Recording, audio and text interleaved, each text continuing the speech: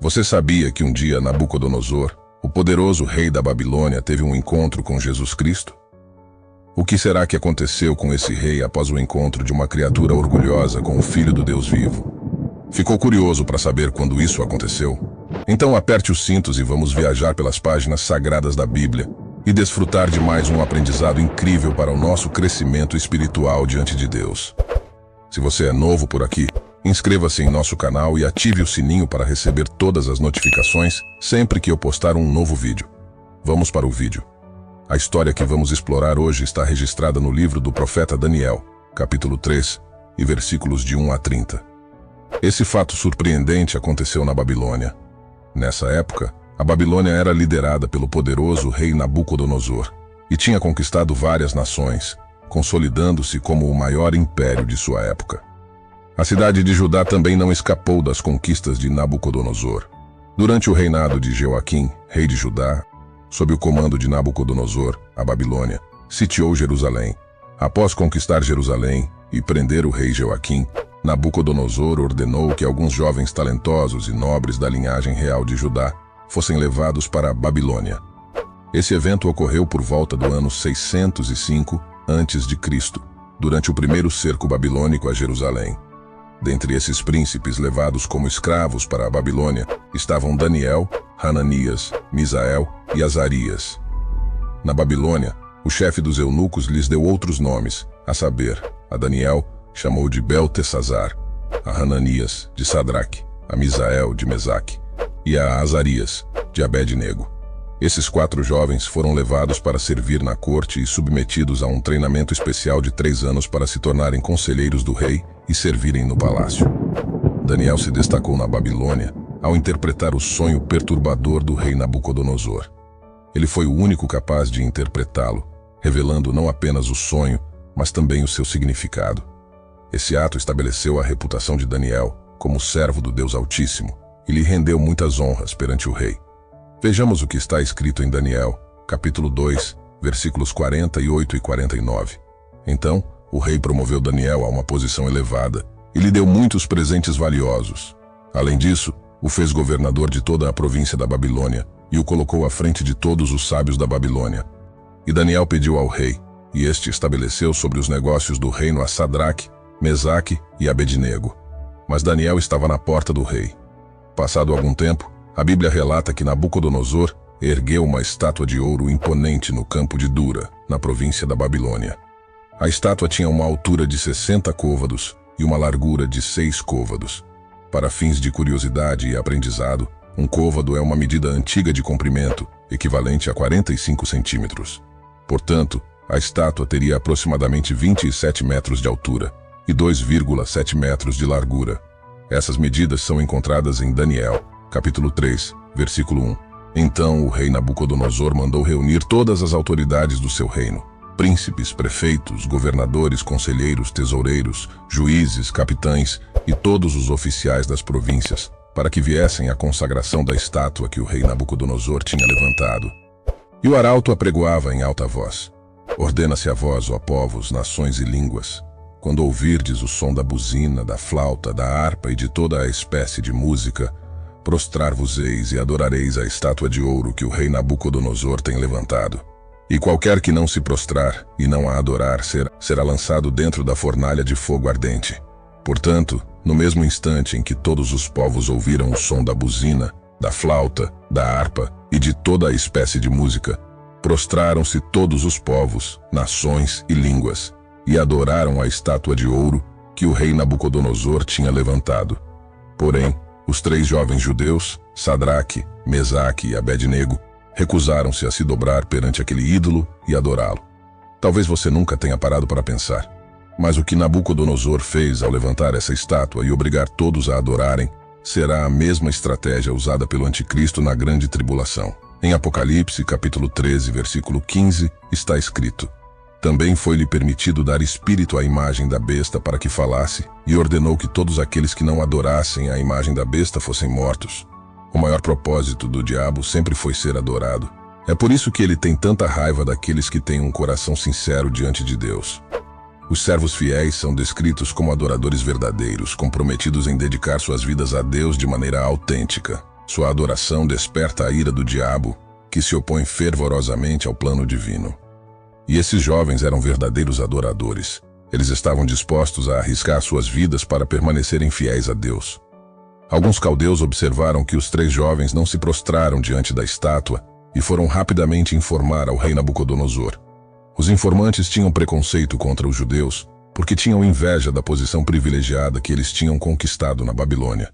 Não conseguiam aceitar que esses escravos judeus assumissem posições de destaque em sua terra. Então, na presença do rei, eles disseram: Tu, ó rei, fizeste um decreto pelo qual todo homem que ouvisse o som da buzina, da flauta e de toda espécie de música se prostrasse e adorasse a estátua de ouro. E qualquer que não se prostrasse e adorasse seria lançado dentro da fornalha de fogo ardente. Há uns homens judeus, os quais constituíste sobre os negócios da província de Babilônia, Sadraque, Mesaque e Abednego. Estes homens, ó rei, não fizeram caso de ti. A teus deuses não servem, nem adoram a estátua de ouro que levantaste. Então Nabucodonosor, com ira e furor, mandou trazer Sadraque, Mesaque e Abednego, e trouxeram esses homens perante o rei. E disse o rei Nabucodonosor: É de propósito, ó Sadraque, Mesaque e Abednego, que vós não servis a meus deuses, nem adorais a estátua de ouro que levantei? Agora, pois, se estáis prontos quando ouvirdes o som de toda sorte de música, para vos prostrardes e adorardes a estátua que fiz, bom é. Mas, se a não adorardes, sereis lançados na mesma hora dentro da fornalha de fogo ardente. E quem é o Deus que vos poderá livrar das minhas mãos? Então os 3 jovens disseram ao rei Nabucodonosor: Não necessitamos de te responder sobre este negócio, ó rei. O nosso Deus, a quem nós servimos, é que nos pode livrar. Ele nos livrará da fornalha de fogo ardente e da tua mão, ó rei. Mas ainda que ele não nos livre da fornalha, nós não serviremos a teus deuses, nem adoraremos a estátua de ouro que levantaste. Então Nabucodonosor se encheu de furor, e mudou-se o aspecto do seu semblante contra Sadraque, Mesaque e Abednego, e ordenou que a fornalha fosse aquecida 7 vezes mais do que se costumava aquecer. E ordenou homens mais fortes que estavam no seu exército que atassem Sadraque, Mesaque e Abednego, para os lançarem na fornalha de fogo ardente. Então, aqueles homens foram lançados dentro da fornalha de fogo ardente. O rei pressionava seus soldados, e a fornalha estava sobremaneira quente. A chama do fogo matou aqueles homens que levantaram Sadraque, Mesaque e Abednego, e esses 3 homens, Sadraque, Mesaque e Abednego, caíram atados dentro da fornalha de fogo ardente. Então, o rei Nabucodonosor se espantou e se levantou depressa, e perguntou a seus capitães: Não lançamos nós 3 homens atados dentro do fogo? Eles responderam ao rei: É verdade, ó rei. O rei disse: Eu, porém, vejo 4 homens soltos que andam passeando dentro do fogo, e nada há de lesão neles, e o aspecto do quarto é semelhante ao filho dos deuses. Nabucodonosor não sabia, mas o 4º homem que passeava dentro da fornalha era o próprio Jesus, o Filho do Deus Altíssimo. A aparição de Jesus no Antigo Testamento é conhecida como uma teofania ou cristofania. Esses termos referem-se a manifestações visíveis de Deus antes de Jesus ter vindo à Terra em sua encarnação como o Messias. Nas teofanias, Deus se revela de maneira tangível, muitas vezes aparecendo como um anjo ou até mesmo em forma humana. Em várias passagens do Antigo Testamento, há registros de encontros divinos nos quais a presença de Deus é revelada de maneira visível. Alguns exemplos notáveis incluem o encontro de Abraão com os 3 visitantes em Gênesis capítulo 18. Um daqueles anjos era o próprio Jesus. Também na experiência de Jacó lutando com o anjo do Senhor em Gênesis 32. Então, o próprio Jesus veio salvar seus servos e demonstrar seu poder ao rei Nabucodonosor. Então, chegou Nabucodonosor à porta da fornalha de fogo ardente e disse: Sadraque, Mesaque e Abednego, servos do Deus Altíssimo, saí e vinde até mim. E Sadraque, Mesaque e Abednego saíram do meio do fogo, e reuniram-se os príncipes, os capitães, os governadores e os conselheiros do rei.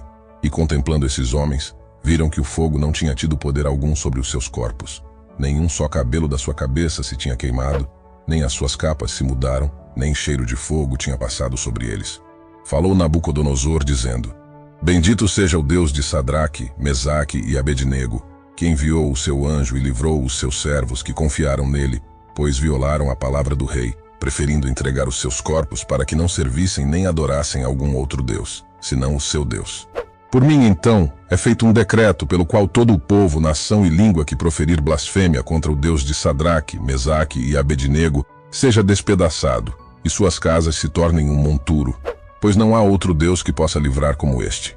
Assim como Sadraque, Mesaque e Abednego confiaram em Deus, nós também podemos confiar em meio às adversidades.